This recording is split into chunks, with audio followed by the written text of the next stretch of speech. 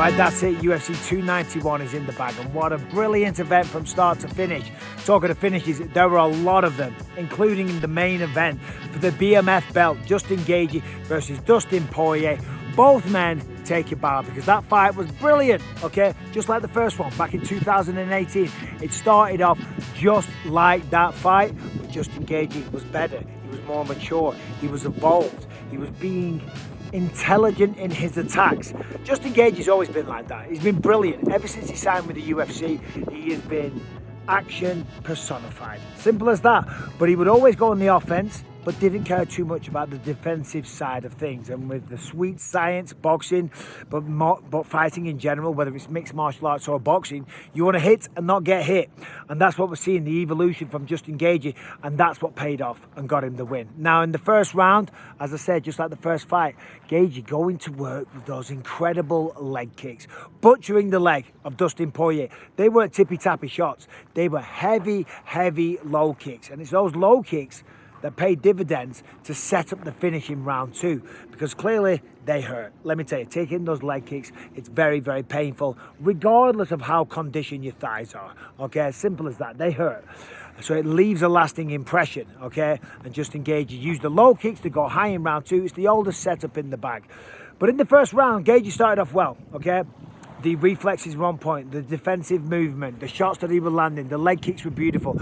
But Dustin Poirier also started doing some good work in the second half of the round, landing some great shots. Poirier's very experienced. He's been around the block many, many times. Started finding the rhythm, finding the chin, more importantly. Landed a couple of big shots. It kind of had Gaethje wobbled, knocked him into the fence, and we thought, oh, here we go. This is going to be a good one. 5 rounds of absolute madness.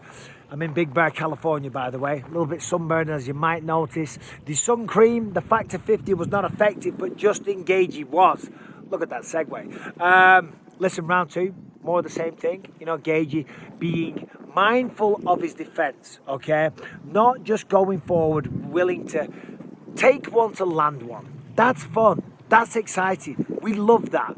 But if you want to be the champion of the world, as well as the BMF champion, you've got to evolve with the sport. And that's what we've seen from Justin Gaethje. And as we know, the low kicks pay dividends because you go low, then you go high. Now, it wasn't quite as simple as that, but if you break it down to its simplest form, that's kind of what happened here. The head kick was amazing, okay? Right hand, right head kick, shin on chin, flush to the mush, down Dustin Poirier went, right? And a cheeky little follow-up shot from Gaethje, and that was it. That's all she wrote, okay? Pure class as well from Justin Gaethje. Pure class, and of course now he's the BMF champion. Congratulations, that's an iconic piece of sports memorabilia. Only been fought for 2 times. It's iconic, it really is. But the big picture here is that now he gets to fight the winner of Islam Makhachev, Charles Oliveria, going down in Abu Dhabi. Those waves are making a bit of noise, so I'm going to get walking away from the water. So yeah, listen, let's talk about Justin Gaethje real quick, because ever since he came to the UFC, we know what he brought to the table. Against Rafael Fiziev last time out in London, a much more calm, measured approach. In control of his body, in control of his feet, more importantly. A lot of fighters make the mistake of rushing at their opponents and not being in control of their feet. Therefore, the forward momentum causes you to kind of fall into your opponent or crash into your opponent. Then you end up clinching, you end up getting taken down, you end up eating a shot perhaps, but not this time. Justin Gaethje, man, he was in control of that entire fight. Granted, Dustin did some good stuff, but still, he was the winner, and it was spectacular. He's the baddest motherfucker in the UFC right now, and he gets to challenge the winner of Charles versus Islam in October. Whew, I'm out of breath. I am out of breath because I'm in Big Bear. We're at 7,000 feet elevation. And that is what Salt Lake City is. Not quite 7,000 feet, but elevation nonetheless. And even though I'm just walking along here and I'm talking, I can feel the elevation. I can only imagine what fighting 3 rounds or 5 rounds feels like, because that ain't an easy thing to do. So what's next for Justin Gaethje? Well, not Conor McGregor. Conor McGregor came out on Twitter straight away, started chirping, started chatting a little bit of crap, you know, saying I'll fight you and all the rest of it.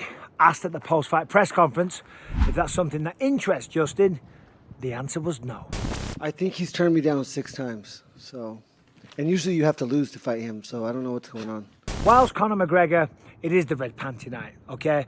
Regardless of the results or the form lately, he's still by far the biggest star in the sport and commands a massive fight purse when you fight that guy. But Justin Gaethje now is on the verge of accomplishing what he wanted to accomplish when he set out on this journey, which is being the lightweight champion of the world. He's been the interim champion when he beat Tony Ferguson. He fought Khabib for the undisputed belt and lost that, okay? He said, I want to fight for the championship, I want to win it, and I want to defend it 3 times and then hang up my gloves and go and do something else with my life. He's almost in a position to do that. And the more mature, controlled version that we've seen of Justin Gaethje, you never know, he might just do it. And then there will be many red panty nights. You become champion of the world, you become a partner with the UFC, you get a percentage of the pay-per-view, and everybody wants to fight you. And there's many, many big fights at the table, and Conor McGregor might just be one of them. So he's doing the right thing. Focus on the title. Well done to Justin Gaethje, and well done to Dustin Poirier. Took it like a man. He said, look, listen, I'm winning in life. That's the way this goes. You step in there, one man loses, one man wins. That was Justin Gaethje. Dustin Poirier, still a legend, still a diamond. Hold your head up, you diamond geezer. Talk about sportsmanship. I loved it. Absolutely loved it. Right, move on. Co-main event. Should we go for a little walk? Co-main event, now we won't. We'll stay right here. I don't know what the background's like, but still. Alex Pereira making his light heavyweight debut against former champion Jan Blachowicz. Now, a moment ago I mentioned the elevation, okay, and I've been walking up some steps here. It's getting me out of breath. I'm getting old. I'm getting out of shape. And we saw that from them too. Not old and out of shape, but the altitude affecting them. Let's just throw it out there. It was a close fight. We'll get to the decision in a moment. I don't think it was the best performance from either man. Not kicking them while they're down, certainly not. They're at elevation. They were tired. They were a little sluggish. They were a little sloppy. I say that with respect. Pereira didn't look as fast, didn't look as snappy. I wonder if that was the elevation, or was it carrying all of that extra weight? You just don't know. Maybe it was that. You know, maybe he's not as efficient. Like, for example, these are questions we want to know about John Jones. Going up to 265 pounds, having all that extra weight. How will he fare in the later rounds? How will Alex Pereira fare? Well, he didn't look the best. He didn't look the snappiest. And he got taken down right at the start of the first round. Now, Jan Blachowicz came on my podcast, and shout out to the Mr. Polish Power himself. What a guy, what a legend. He's brilliant. He said, I'm going to stand with this guy. I want to test my Polish power. He is full of shit. And rightly so. That's what we're trying to do. We're trying to set traps. You don't want to lay out your game plan, set out your stall before the fight even starts. Excuse me. Goes in straight away, gets the single leg. Pereira fights it off for a little bit, but ultimately gets him down, gets the body triangle, tries for the rear naked choke many times, didn't get it. Now, fair play to Pereira, because that's not an easy thing to do. Jan's a good grappler, had his back, had the body triangle for, I don't know, almost 4 minutes, I would say, something like that. And Pereira survived, got to the second round. But it was a very dominating opening round for Jan Blachowicz. Round 2 was a little different, struggled with the takedown, struggled with the efficiency, struggled with the pace, struggled with the techniques. You know, as I say, they were both a little sloppy. I think when both of them watch that back, they'll kind of agree. It wasn't their best night at the office, but Jan Blachowicz got the job done. I don't need to go through all of that because you probably saw the fight. Round 2 did get him down, but Pereira landed some shots. Round 3, Pereira landed more shots. And on the numbers, on the stats, Pereira landed many more shots, but Jan had the takedowns. So how do we score this fight? Who wins? Did Pereira really win? Now, a takedown these days is merely considered a change of position. You have to be effective with it. You have to make it work for you, and you have to make it count. He was threatening rear naked chokes.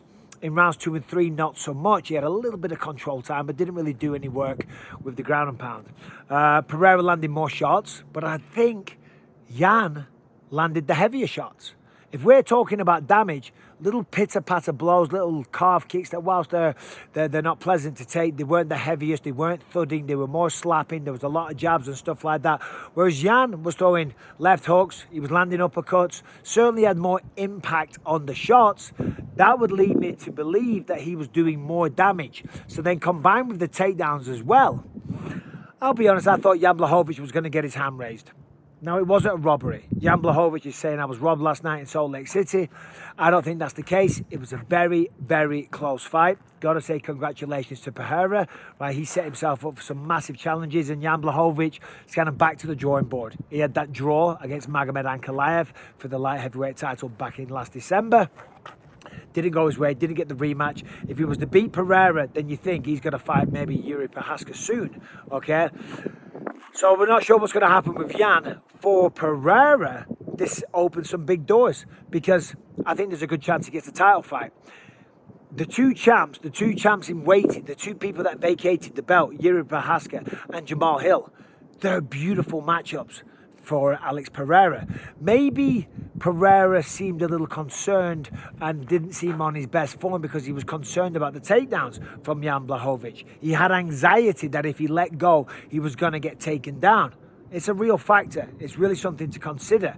But that would be off the table against Jamal and against Yuri, because both those guys, they're going to throw down on the feet. And I got to say this as well, it didn't seem like Pereira had quite the same pop at 205 than what he did at 185. So maybe I'm wrong. Maybe Jan Blachowicz has just got that good of a chin. That remains to be seen. Pereira, as I say, Jamal or Yuri next. Probably Yuri, more than likely. And I look forward to that.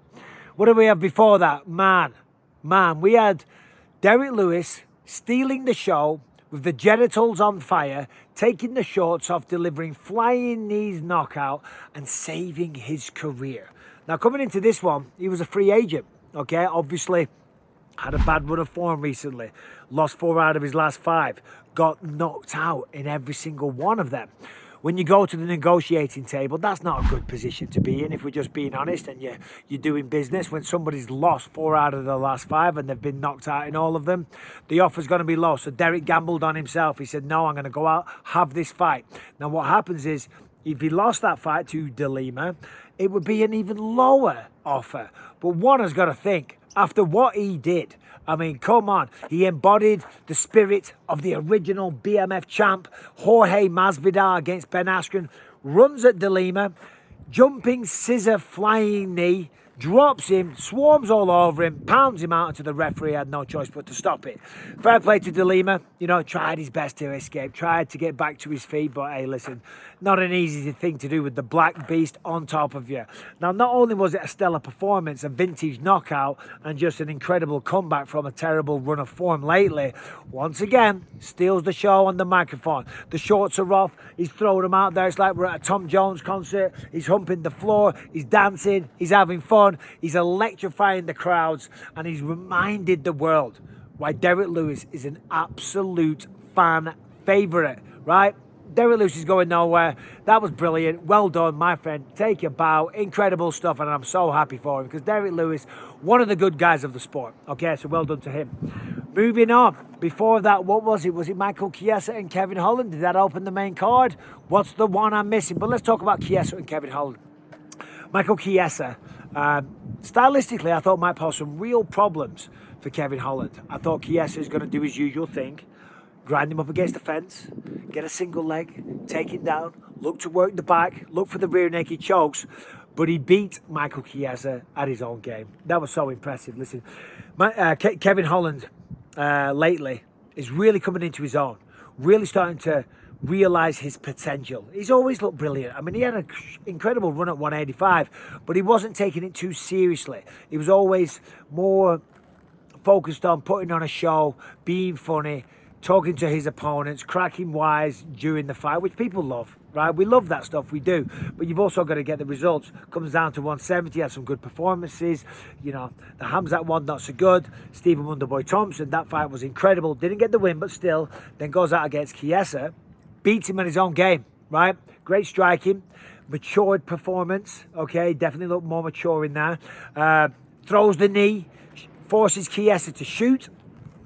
And then locks up the Darce choke. And that is the benefit of having that ridiculous wingspan that Kevin Holland has, okay? Because he locked that Darce choke up and he made it look easy, right? He made it look easy, right? So what happens now? I mean, Kevin Holland inserts himself into some very, very big fights.